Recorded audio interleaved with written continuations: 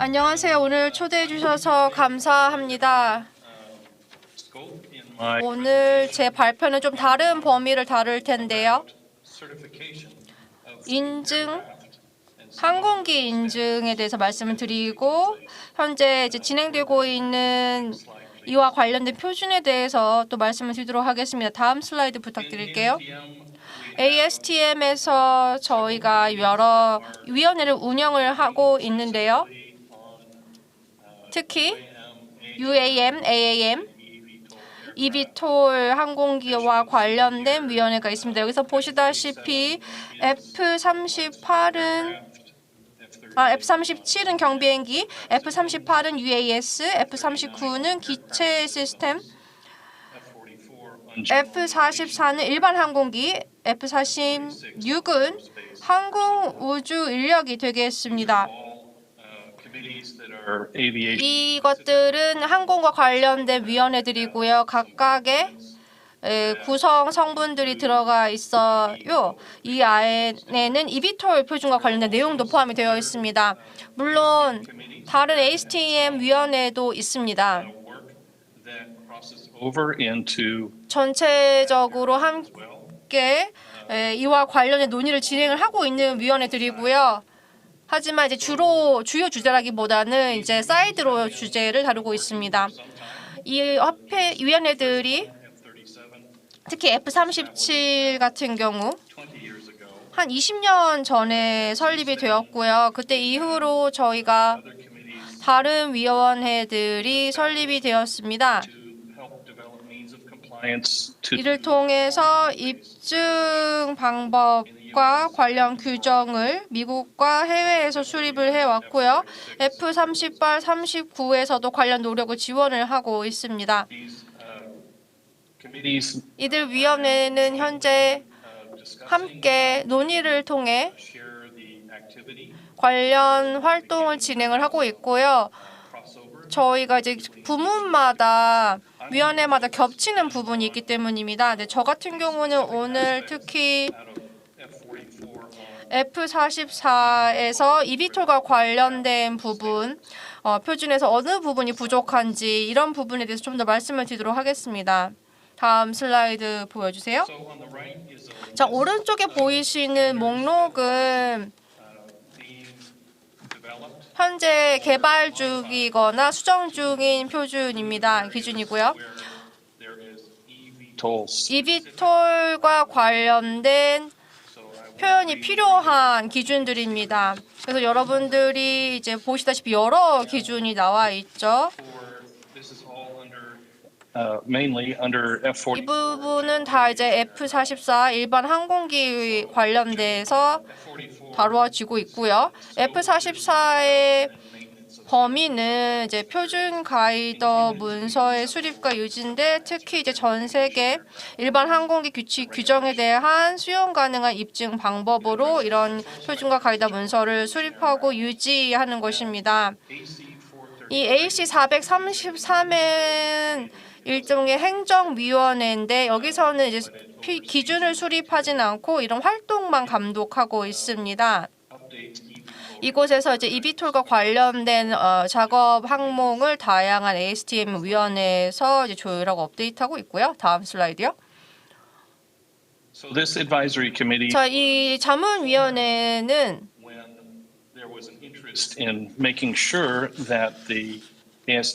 ASTM 기준이 eVTOL에 적용 가능한 범위를 이제 커버하기 위해서 수립이 되었어요. 이제 저희가 갭 분석을 실시했습니다. 파트 23에 대해서 저희가 이제 갭 분석을 실시를 했고 특히 이제 GS 파트 23의 PBR에 근거해 실시를 했고요. 지금 보시다시피 대부분의 기준이 커버되는 부분 중에 eVTOL과 관련된 부분이 많습니다. 이런 것들은 지금 그대로 적용이 가능한데 일부 또 이제 마이너한 변경만 하는 부분도 또 있고요. 그리고 이제 대대적인 변경이 필요한 부분은 이제 그렇게 많지는 않은 상황입니다. 그래서 저희가 지금 앞서 보여드렸던 목록에 집중을 하고 있고요. modified. 이런 부분을 생성하거나 아니면 이제 수정하고 있습니다. 전체 23개의 작업 항목이 있고요. 이 AC433에서 이런 그룹의 활동을 조율하고 또 모니터링하고 있습니다. 예를 들어서 뭔가 새로운 것이 발견되진 않는지 아니면 뭔가 추가가 돼야 되는 것은 없는지를 보고 있고요. 저희가 이제 격월로 회의를 갖고 있습니다. 각각의 그룹에서 실무 그룹에서 보고를 하게 되면 나머지 업계 및 당국과 이를 함께 공유하고 있는 상황입니다. So here's a 자, 지금 보시는 것은 real example of an aircraft 실제 항공기의 모습입니다. 저희가 이야기하고 있는 카테고리에 해당되는 항공기고 저희 위스크가 개발 중인 항공기고요. some of the areas that are 여기서 such as flyby 관련된 distributed electric propulsion. 기준을 확인하실 수 있는데 전자식 비행 제어라던가 전기 에너지 ESS 등등을 보실 수가 있습니다. 이것들이 More than what we have today within the 현재 갖고 있는 기준에 추가적으로 들어가야 되는 부분입니다. 이제 MOC 부분에 추가되어야 되는 부분이고요. 다음 슬라이드요. So with the development of aircraft, as we've 항공기를 만들다 보면 to operate in the airspace, 어떻게 공역에서 운항을 할지, 어떻게 착륙할지 여러 가지 요인들을 고려해야 하고 traditionally 기존과 다른 요인들을 고려할 수밖에 없습니다. in the airspace system. So we talk about this as an ecosystem. 그래서 저희가 이걸 생태계라고 부르고 있는데 여러 가지 과제가 산재해 있는 상황이죠. Specifically about 특히 certifications. 이제 Certification. 증명 인증에 대해서 말씀을 드리다 보니 이제 형식 증명이 있을 거고 이런 부분은 기존 항공기에 다를 수밖에 없겠죠. 새로운 항공기는 새로운 영역들을 커버해줘야 되기 때문에 특별 조건이 추가되고 예를 들어 이제 운용 제한도 있을 거고요. 그리고 생산 승인 같은 경우에는 새로운 기술, 예를 들어 적층 제조, 하이레이트 제조 같은 것들을 고려해야 합니다. 공역 통합 같은 경우 특히 Autonomous operations. 자율 운영에 대해서 얘기를 한다면 스펙트럼 얘기를 빼놓을 수 없고 시트링크, B2B, B2G, 통신, 사이버 보안, Uncooperative traffic. 비협조적인 트래픽, Acuity. Just 가시성, 즉 눈에 보이느냐 마느냐 we just heard about. 그 얘기겠죠. 인프라는 이제 아까도 얘기했던 버티포트도 있고 충전 설비도 생각을 해야 될 거고요. 당연히 공동체 참여도 이들 말씀드렸던 것보다 이제 더 중요한 부분을 차지합니다. 그래서 지역과 도시에서 운영을 하려면 수용이 되어야겠죠. FAA 그리고 FAA 기대에 대해서 말씀드리자면 산업에서 계속 개발이 이루어짐에 따라 look at some of those. So in the 어떤 기대를 갖고 있는지 일단 단기적으로 말씀을 드리자면 a pilot on board. 이제 처음에는 일단 조종사가 탑승을 할 거고 기준의 규제는 어느 정도 다 맞춰줘야 될 거고요. 특히 운영 제한 쪽에서는 맞춰줘야겠죠. 그리고 이제 최소한의 신기술이 항공기에 적용이 될 거고 이제 로우레이트 제조와 운용이 진행이 될 것입니다. 이게 바로 이제 서비스에 진입을 하면서 2024년이 되면 We'll be seeing. 저희가 이 정도는 다 갖추게 될 거라고 예상이 되고 있고요. 이제 중기적으로 봤을 때는 좀 더 높은 수준의 자동화가 이루어지겠죠. Potentially remote. 그리고 잠재적으로 원격 조정 및 운항을 하게 될 것이고 하이브리드 공역 시스템을 만들 것입니다. 저희가 이제 UTM 컨셉을 가지고서 Do something where 이를 have the integration of those operations with 기존의 운용과 통합을 하게 될 겁니다. 이를 통해서 하이브리드 공역 시스템을 가져가게 될 거고, 그리고 사람들이 이런 걸 점점 더 많이 보면서 아무래도 이제 이에 대한 수용성도 높아지고 항로도 더 많이 만들어질 겁니다. 하지만 이제 궁극적인 목표는 저희는 이제 완전 자율이고요. 대규모 운용, 그리고 이제 하이엔드급 라이드 쉐어링과 비싼 비용, 그리고 매끄러운 공역 통합이 되겠습니다.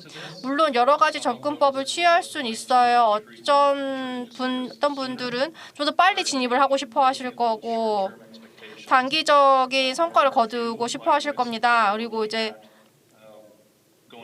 좀 더 소수의 분들이 바로 자율로 가겠죠. 여러 가지 문제점도 있겠지만 이렇게 했을 때 또 다른 기회가 발생할 수도 있습니다. 다음 슬라이드요.